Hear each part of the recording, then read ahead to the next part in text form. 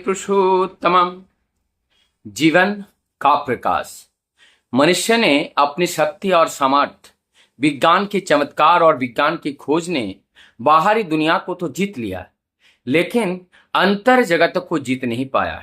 अंतर जगत के कलह को बंद नहीं कर पाया, क्योंकि अंतर जगत की हमारी जो दुर्बलताएं हैं, काम, क्रोध, लोभ, माया, मोह, अहंकार, ये सारे चीज जैसा था वैसा है और उससे एक कदम आगे निकले हैं।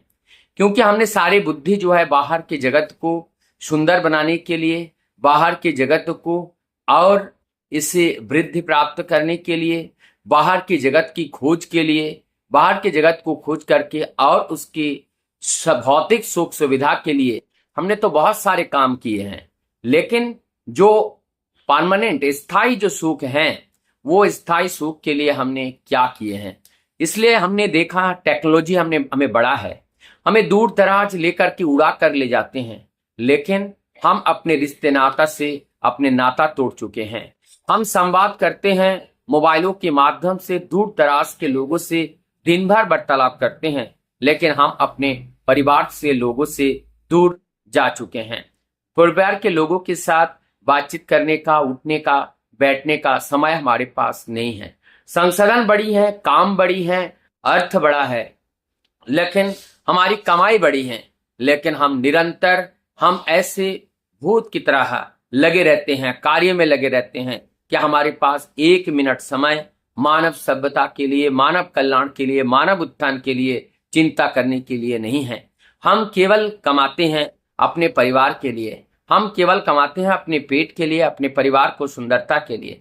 आज हमारे पास समय बहुत कम हो गए हैं परोपकार के लिए, दूसरे के हित कार्य करने के लिए, जन समाज की सेवा के लिए हमारे पास आज समय नहीं है, क्योंकि हम सब जो हैं आसक्त हो चुके हैं, व्यक्ति केंद्रिक हो चुके हैं, स्वार्थ केंद्रिक हो चुके हैं। और व्यक्ति केंद्रिक, स्वार्थ केंद्रिक यह हमें और संकीर्ण कर देते हैं, हमें आसक्त कर देते हैं। हम अपने भौतिक जगत के प्रति और भी ज्यादा टान हमारे अंदर हो जाता है, हम उसको और ज्यादा पाना चाहते हैं, हम सबसे बड़े बनना चाहते हैं, हम सबों से आगे निकलना चाहते हैं, लेकिन हमारे पास एक बुद्धि नहीं है कि सबको लेकर के आगे बढ़े, सबको एक साथ लेकर के चले, क्योंकि सबका विकास ही हमारा विकास है। हम अगर केवल अनुशासन और नियम अपने परिवार में पालन करेंगे और भी कोई पालन नहीं करेगा, तो इसमें अच्छा सुंदर समाज का गठन नहीं होगा। तो हम केवल अकेला पालन करने से नहीं होगा, हमारे आसपास समाज में सारे लोगों को वो पालन करने के लिए प्रेरणा देना होगा। इसके लिए समय चाहिए, दो घर घर जाना पड़ेगा, उनसे वार्तालाप करना पड़ेगा, उनसे संवाद स्थापित करना पड़ेगा, उनसे प्रेम करना पड़ेगा, प्रभु की इस बात को वहां तक पहुंचाना पड़ेगा। उनको इस बात को जब तक हम नहीं बताएंगे, नहीं समझाएंगे, और वो जब समझेगा नहीं, तो किस तरह से वो अपने जीवन को इसी पथ पर लेकर के आएंगे। जो जहां पर भी हैं सोचते हैं मैं सबसे अच्छे जगह पे हूं, मैं सबसे अच्छे जी रहा हूं, हमारे पास तो किसी सुख सुविधा की अभाव नहीं है, हमारे जीवन में किसी भी तरह का कोई दुख नहीं है, तो हम क्यों इधर उधर भटके। वो सोचते हैं कि मैं सही राह पे हूं, हमारे वो भाई जो है वो गलत राह पे हैं। वो दिन भर काम करते हैं और वो समय निकल करके वो लोगों के लिए काम करते घूमते हैं, अर्थात इनके पास बुद्धि नहीं है, ये दूसरे की सेवा में लगे रहते हैं।